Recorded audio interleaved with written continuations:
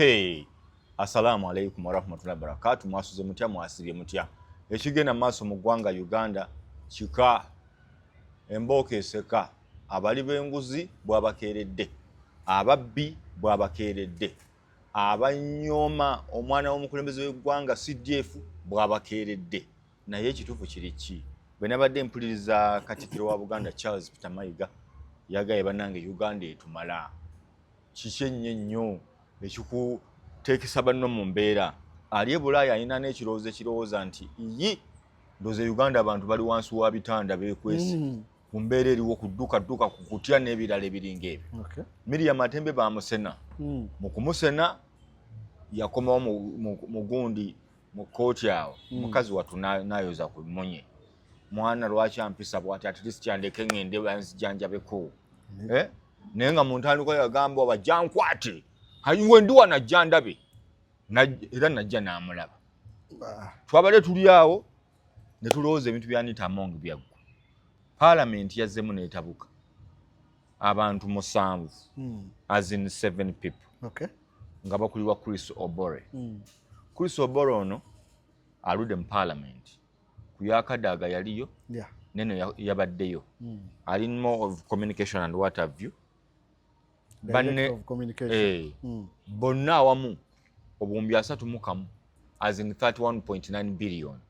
almost 32 billion baziba oli kiyataddeko embezzlement wanalekako stroke money laundering babasenye agali mu nkubo gagamba ne ba commissioner bala bakola ki bajja omukugu omulala yaŋŋambye nti ayi jijji nga takomeddwako oyenda kulaba bakanga 8 nga bali awo onfunye kasozi wasuubye otya ssebo. Ndi bulungi ogamba otya? Ndi bulungi. Otandikiddewa ku byonna? Nsoza kantandikira ku Matembe. Tandikira ku Matembe. Nali wano ne ugamba nti wa Muhoozi abantu ng'otafiire tayinza kubakwata ne ngamba akwate ku naye yakutte Matembe enkwala gye bakutte Matembe gye bakwata baseggirinya mwawulirayo post yonna nti wuno mu basement. Mwawulirako koki yavuddeyo mulwadde muyi omulwadde amasina ge yatemye oluvannyuma tiwagala kyokka ye baamuteereddewo gwe ekyo noddawo nolowooza nti nokukwatadde kukwata okwokulyawo. Lukwago paka kati bamulina Besigye ali eyo, Lukwago bamulina, Edi Mutu ali eyo, bakwata Waiswa wange Mufumbiro ali eyo, bakwata baseggirinya ne bawanika n'ebigere ne bakulaga nga bifunze. Matembe avaayo ayina. Basajja bange bakirewo bali eyo ba Edi Mutwe sajja wange wayiswa Mufumbiro Lukwago kyemulina kyenakugamba nti Matembe kaakati ali wali ayina bulungi ayinamu n'amaanyi agewaga lwaki oli mu Yudaaya kiki otegeeza omuyudaaya kyenkutegeeza ki nti nga mu Bayibuli batugamba nti Abayudaaya ggwanga ddonde. Bayibuli etuuka n'okugamba nti n'omuyudaaya omu senga yeenenya abannamawanga 10 museseetuka mu kifo. Mu muyudaaya omu we yeenenya we kibeera kifo bajjawo bannamawanga 10 mu bajentayiro omuyudaaya anadda. So ye ali favored. Matembe ali favored. Matembe bamuyola ne mutamanya nti bamuyodde ne mutamanya gye bamutadde ne mutamulabako mu pampa ne mutalaba bako nga bamuyita fuulu ne mutalaba kochi Matembe. Lwaki kyekugambye mu Yudaaya mwana wa munyumba ini gurupu Matembe ade mu government. Matembe alina amasimu gokka abakuba obukubi lwaki mukoze kyaki naye kakati gweri yasi Lukwago inayo baani mu bazirwanako tewali Segirinyo inayo baani gwe kenyini gwaguddewo kati gwa jentayiro nti omuyudaaya omu we yeenenya abajentayiro 10 muyiika Matembe omu bamukwata treatment gye bamuwa eno mu abantu 15 temugifuna. So kakati ekya Matembe tekiriimu nnyo sense eri awo nti ne bamutute mutokye toki nedda Matembe nti yamuyisaamu eggaali bayagadde bwagazi kusindika sigino na Matembe okufuna kumudisipulininga muti bannange weddeko. Matembe akatabo keke yawandiika waliwe yali atandise okwogera yali atandise okwogera bino ebyokuba nti noyo Matembe be banankole piwa si muhima be bannansangwa baana bawali ku butaka nedda abanankole baawukana n'abahima somulula abahima bawe bamu n'abatuusa ab'e Rwanda. Okay. Abahima so kaakati be bajja kujja mu bitundu mu biseera bya Mpororo Kingdom n'ebirala Abahima ne babeera kati mwe muva ba President Museveni n'abalala Matembe Botafiire be banankole pure babantu be batali balungi nnyo abo babantu bannaffe ng'Abaganda ng'Abanyoro bantu migration kuva Congo we bajja n'abana Abahima bagenda okujja ng'Abanankole mwebali be bannansangwa era kyovola nti nno n'okuzaawo Omugabe kyaga nti Omugabe yali w'abano bannansangwa so kaakati be Matembe be baani bonna bwe batyo era kyovola nti Matembe be bawandawanda ebigambo tuli bwaffe kwaba obwe n'okwematira beematira nnyo kyovola kwematira kwaba Matembe okwo Omunankole piwa yeematira gwe alinga Muganda ffe tuli Lwazi so kaakati Matembe by'omulabagira nze tasobola ki yeematira ffe nga twali wano ffe Abanankole piwa ebyo byabo Matembe kaakati ng'ogyeko ekyo ti Matembe ekyokubeera still era n'abantu bonna be ba iniguru bonna bawamu balinga abeblendingira wamu kaakati treatment ya Matembe eba yanjawo kati Matembe yali awandiika atandise okugira ekisooka ffe Banankole biki waliwo eyamuddamu sijja mwoganamuga ate Matembe ozzeemu era ebintu ebyo mwogeri muleke naye nga muleke tayogerwako nnyo wano saagala mwogera n'agamba Matembe era ozzeemu ebyo mu katabo so Matembe yaludde ng'ebigambo ebyo abikubawo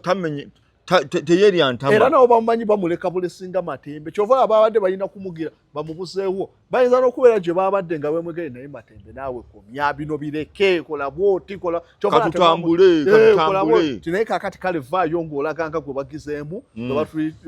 kyoganga yabadde mu pulaani si mu pulaani naye nakugamba nti Matembe asobola okuba bumeranga otafiira abeera bumeranga omwekwatira singa bamutadde mu pampa Matembe nga bakwata Lukwago n'abeerako nga Seggirinya nti bana ebigere bivunda walirabye naye yeera wakulaga yavudde kyenkulaga nti no mulimu abantu ba in group ne ba out group Germany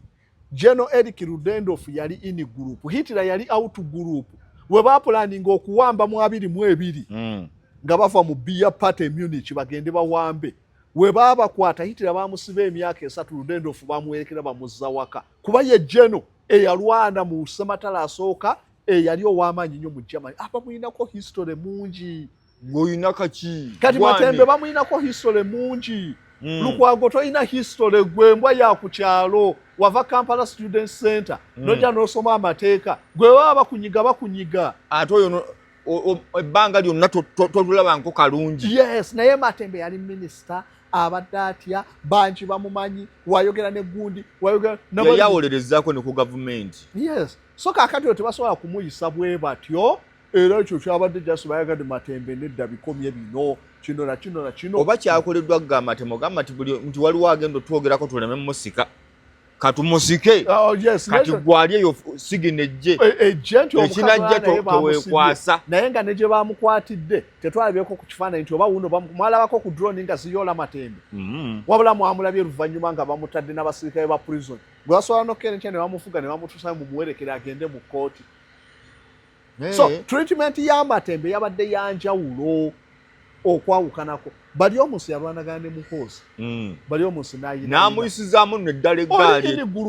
bali omusi yalemerako n'aluka n'okuyisa mu kabando oyo eggaali n'amugana n'ebiwasuma amwe dokita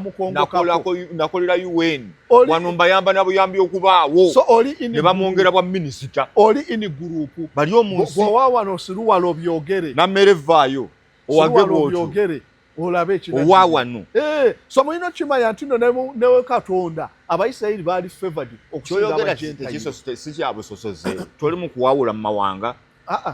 abantu beekwasa ebintu bino nze ndabanga si kyamawanga gye batabaawula nsi ki gye batabaawula nga n'abaddugavu mu Amerika batandika butandisi kulonda baali tebabaawula obusosoze tebusobola kuggwa mu tusigala nga ne mu kalica zaffe era tuyinamu enjawulo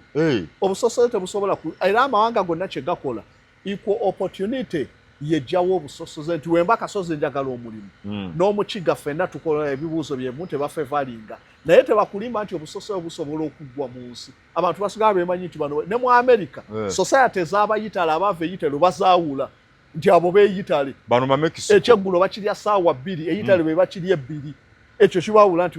bano ba Hispanic beeyawula ne Yesu yagamba najja okwawula omwana ne taata kakati nze kasozo noga nti nkugana okwawula abantu nze kakati ane Yesu kyamulema najja n'abaawula nze ate nze ngendo kikola so obusosoze tebusobola kuggwa wabula ekikulu kasa tubeera ne equal opportunity nti buli omu asobola ofuna service ng'omulala totunyumiza oba weebuli oba tebuliiwo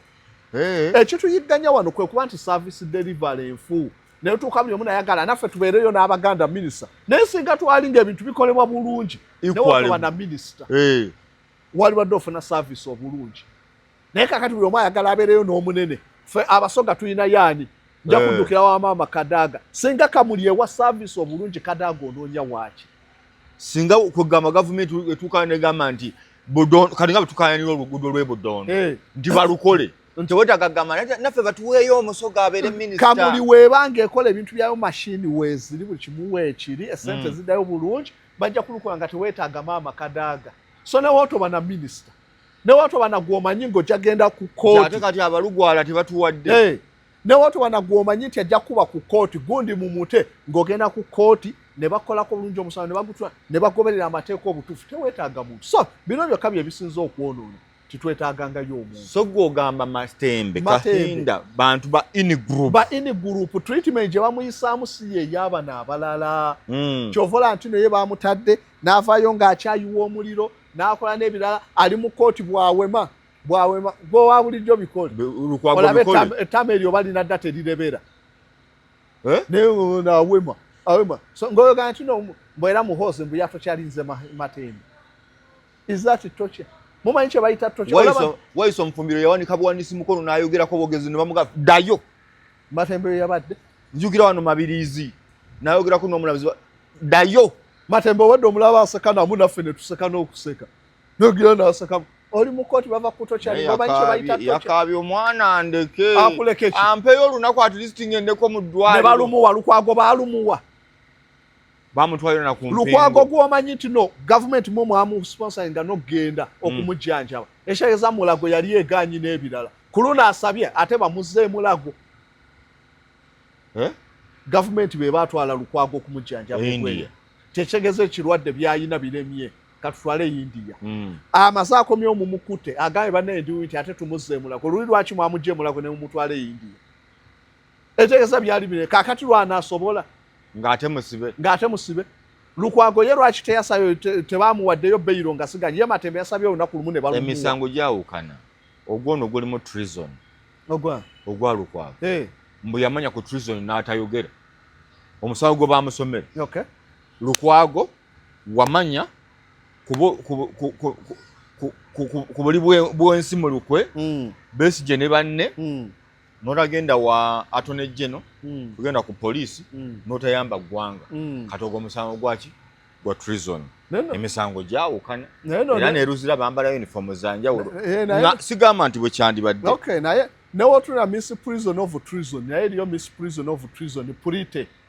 ebungereza abangwira nti obutonotono oli yamanyako ngero punishment Lukwago yabadde agwa mu misprision of treason purite akatonotono Bongereza balina Scotland bakina era misprision of tutambulira mu Bwangereza tutambulirawo bali badde bamuvunaanirawo kale wawulirako akatonotono n'otayogera n'ata misprision of treason ogwo omusango si gwe okuvira ddala mu 9 baguteeka ku bakiri apawu ne baguteeka ku ba Robert ani erinnya eddala ne bamaliriza oyo Robert erinnya ndyerabidde ne bamaliriza omulamuzi baali bamuyitaani eyatuuka n'agamba era obujulizi tebuliwo era ne Lukwago kujja sijjukira gwe bwali businze tewali gwe bwali businze obujulizi era kubeera misprision bagitandikawo olw'okuba nti kibawonyako okusiba abantu indefinite katubasibire awo amawanga agasinga kye bakikozesa misprision of treason naye nga emirundi egisinga tegibasinga so kaakati kale weguba nti no kakati Waiswa ye musango kozi naye era treason. Waiswa musango ki Waiswa nakoma yengumanyi n'ogumanya ogumanyi gwa kunoonya bunoonya lwaki naye tebamukola nga Matembe lwaki abaana tebabawa bbeeyi kiki ddala kyali batekiganyisa Waiswa okumuwa lwaki Waiswa twawe woba owadde Matembe omukutte Matembe abadde abyogera nga tubiwulira kuba Waiswa mufumbiro ebimu ku bituufu bye yali akola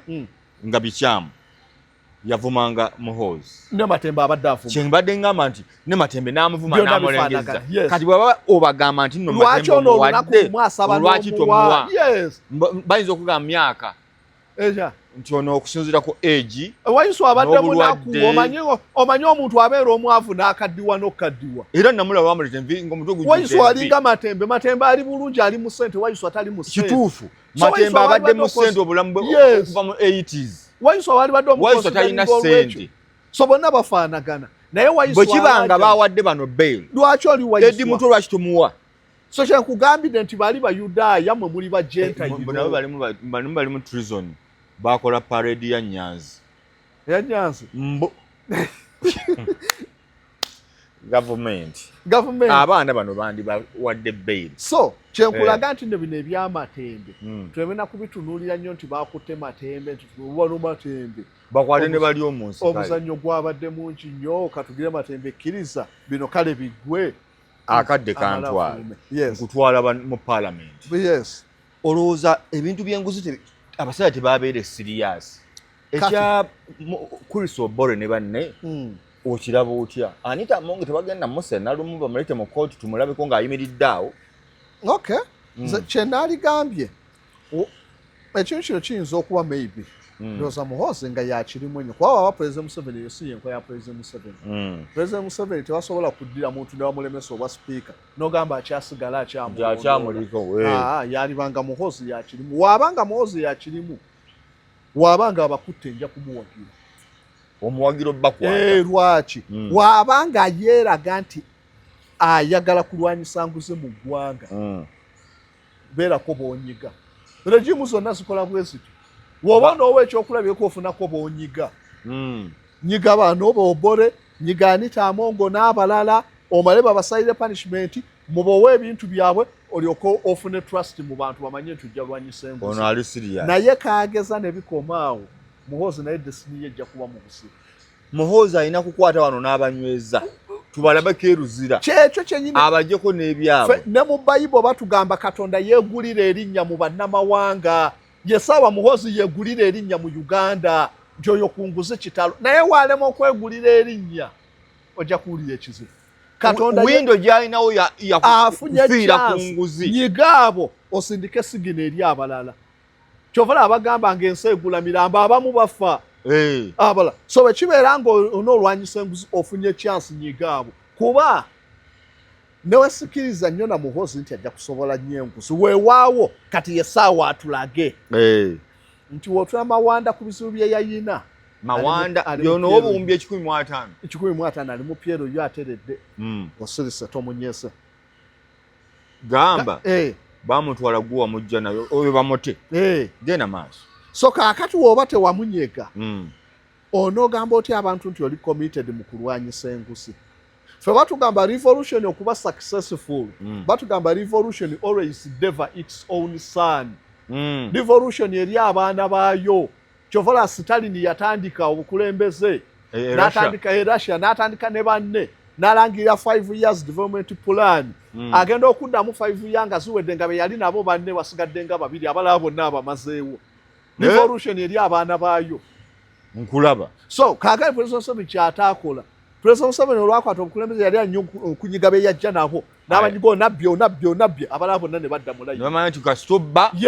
teyakikola revolution yalema okulya abaana baayo Muhoozi woba okirabye nti enguzi kyekizibu Yesaawa olye ku baana bo Mawanda nkutadde ebikolwa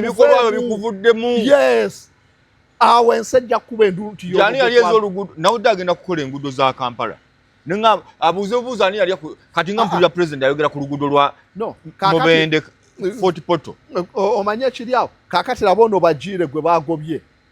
pamanyiso kwitalo owa minisita ya wax nga oluguudo luno olwa bypass baasooka ne bafuna $9 billion ne bongerako endala luli mu 1.3 trillion naye nga bye bakoze tebigwa. Muhoozi kaakati awo n'olema okulya oyo ng'onootulagako. Amusene busenyi. Totawaana Musene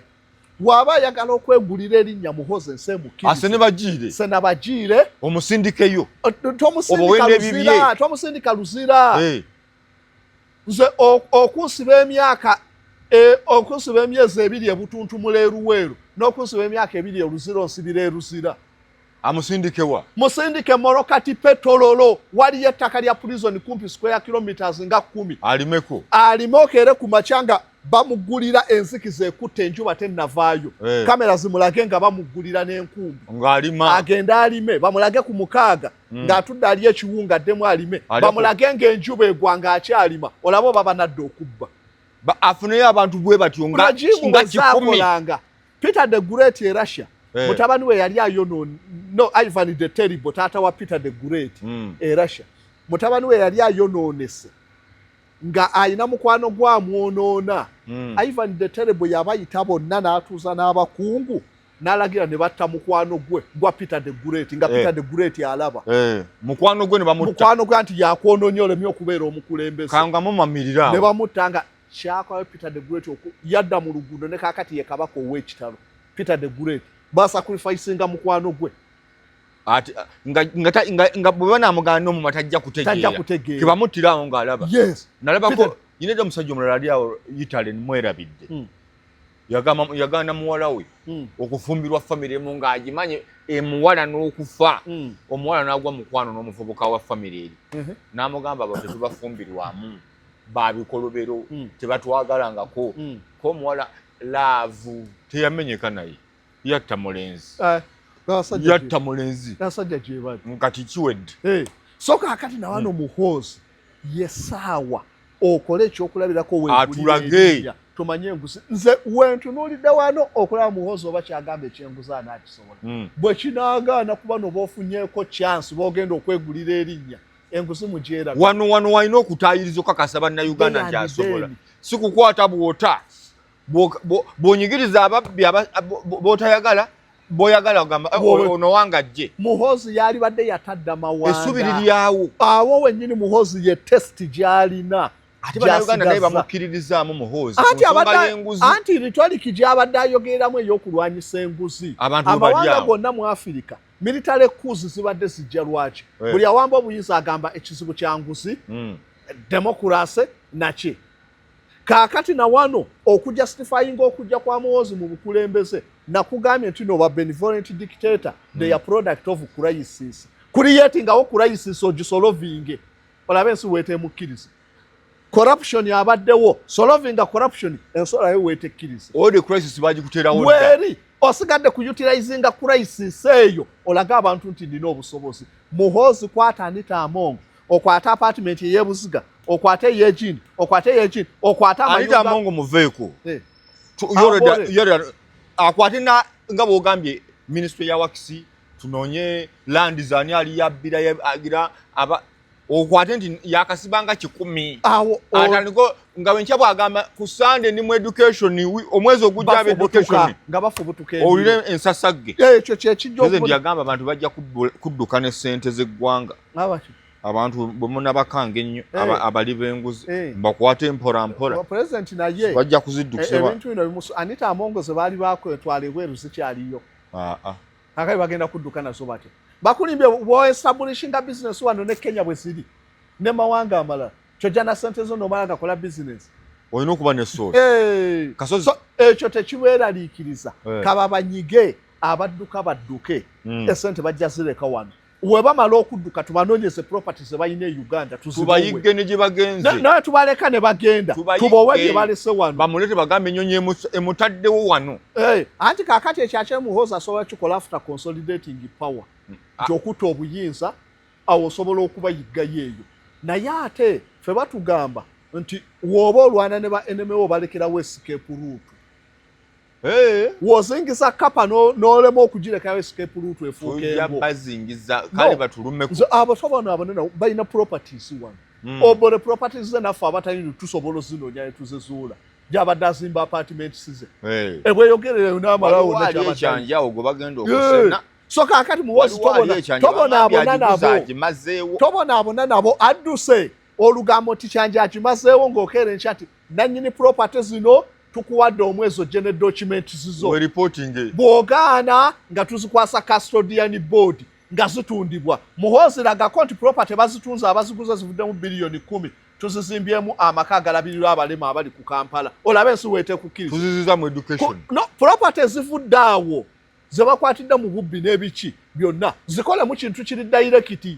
temuziza mu budget muzikole mu ekintu ekiri direct mumanyi kino kyakutuka kuki kuva ku sente. Olabe ensi weetekiriza esaawa yeegulira erinnya nga Katonda we yeegulira erinnya mu baamawanga Katonda wa Isirayiri nga buli gwanga abawulira Katonda wa Isirayiri bonna batya naffe eno tutya Katonda wa Isirayiri ku lwaki bye yakola ebyamagero Katonda wa Isirayiri okwata ku keesi n'ofa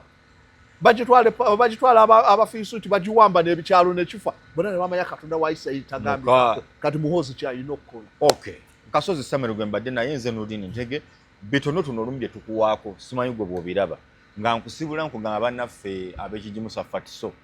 kati si kyabalangira kigimusa Fatiso nkubira ku 0701 in fact WhatsApp me abankubira munkubira nnyo mulekerawo okunkubira okumbuuza nkubira ng'oyagala kugula si kyayagala kumbuuza nkubira ng'oyagala kugula mugenda ne essimu ne mugifuula bize ate abaagala okugula ne basanga muri munkubira kubanga otegedde ekigimusa bakiyita Fatiso bw'oba osazeewo kigula just call me bw'oba toyagala kigula don't call me 0701 55 85 63 that is 0701 55 85 63 obenga ofuna ekigimusa kino Fatiso bannaffe kyekimu abaagala essimu za Derek phones nakugamba eri wali Wilson 1 building Derek nga wenye erinnya Derek it is Derek Phones tuukawo ku Wilson 1 building Wilson Road yawo Wilson Road mu kibuga Kampala wakati yamboka awo ku Mutaasa yitawo wale yabanga Pioneer Mall katujita Wilson 1 building eri awo ononye essimu buli kika enkadde n'empya atopingako n'akola ki Derek Phones tuukawo ku Wilson 1 building. Nze Nurdin Ntege tukwatagana ate omulundi omulala. Assalamu alaikum warahmatullahi wabarakatuh. Mwera.